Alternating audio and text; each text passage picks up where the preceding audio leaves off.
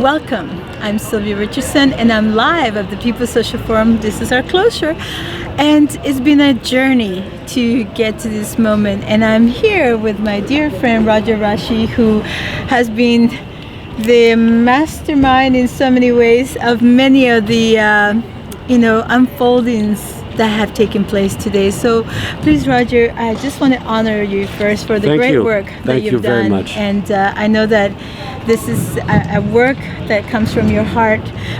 But let's talk a little bit about where this heart began, this journey of heart began, and how this vision has taken this beautiful seed into a lovely plant that we hope will bear many fruits.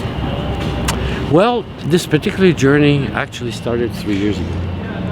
3 years ago, in October 2011, the Quebec social movements, particularly the Quebec trade unions, launched a project which eventually was called the People's Social Forum.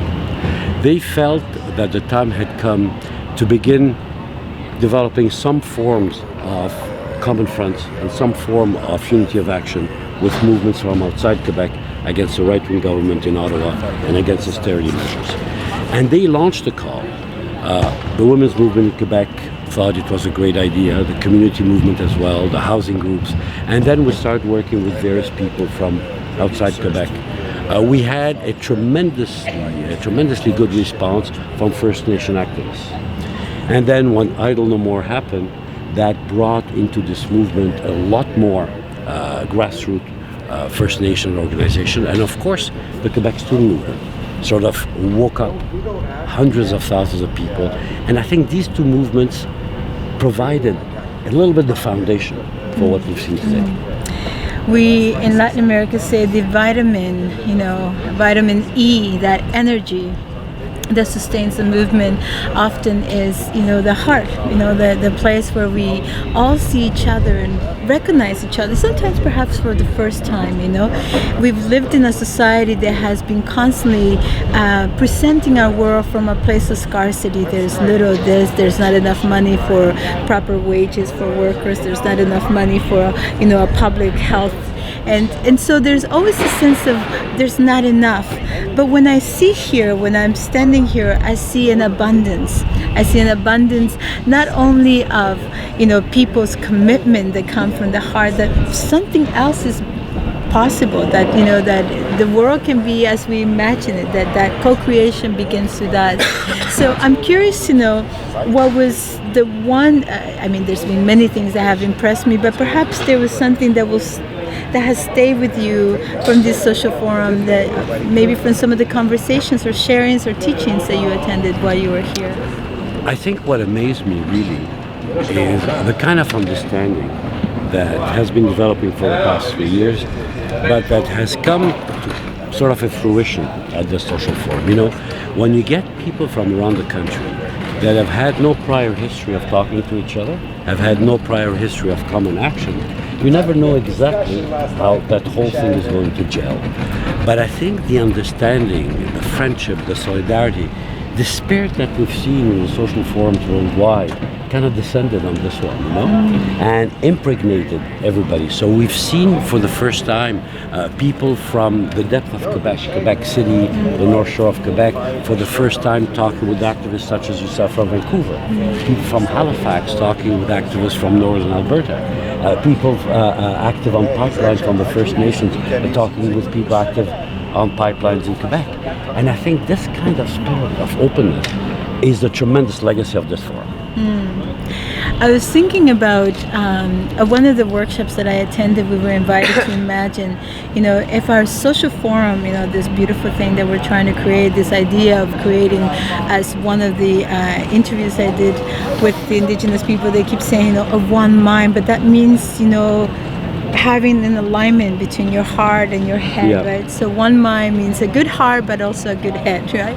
Thinking about what this moment represents for us in terms of possibilities, in terms of opportunities to co-create. And if this movement that we're creating were to have a symbol, and say that symbol was an animal, what would that animal be for you? What would, and why? Why? It's very interesting. When we were looking for a symbol for the the People's Social Forum, the suggestion that came from some members of the original People Caucus was to take the loon. And we asked why. They said, you see, the loon, you always have one bird that leaves a formation. They fly in a triangular formation. But when that bird gets tired, another bird takes its place, and so on and so forth. So you have different birds taking the leadership of the formation, but it's not a job for life, it's only temporary until somebody else takes your place. So for them it was a symbol of various movements emerging to fight the onslaught of the right and then being supported by one another. The Idle No More, the Quebec Soons, the labor movement, etc. So this, in a sense, tries to catch a symbol of you have to fight against your oppressor, but remember you're not the only one. And it's the power of the multitude that makes also the power of the individual.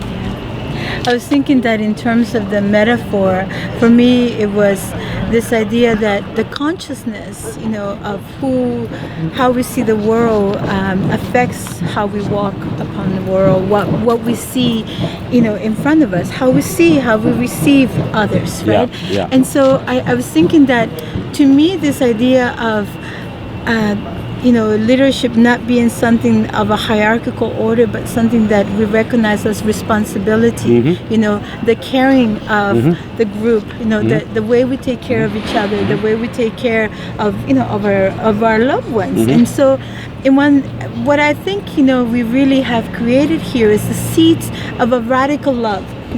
Radical because it comes at the root of who we are. Radical because it connects us spiritually, with a good mind, with a good heart, but a good mind to recognize that we are not intelligent enough to recreate an ocean, to recreate a river, to recreate a mountain. And so we have to defend our right to exist. And by defending our right to exist, we're also defending our right to imagine something that has yet to be imagined. A world where wealth is not just money. A world where wealth is our ability to exist and live. Because really, to me, that's the essence of this, is to recognize that we're alive, that we're meant to have fun, that we're meant to dance, we're meant to sing together, share bread together. And so that was, the most important, perhaps, thing that I take home with me. Moving forward, there's a lot of commitments that have been made here. What do you feel is the principal commitment that we all share walking from this forum and as we walk together? I think the principal commitment is first and foremost a commitment to continue together. The form is not yet determined. The composition is not yet determined. But the commitment to continue, I think, is it. And once there is that commitment, we will find the way. It's not up to a forum to define the way, but it's up to a forum to define the spirit, to define the willingness, to define the commitment. And I think this forum did it. So over the next few weeks, months and years, we'll see how that commitment begins to congeal. What organizational forms, what movements, what actions. What we can say is that there's a willingness to share in each other's campaigns, support each other in our struggles, and develop as much of a united common front against our right-wing enemy as we can. After that, gradually, we will learn exactly how to do it and what to do. There was a lot of lessons and a lot of sharing that took place.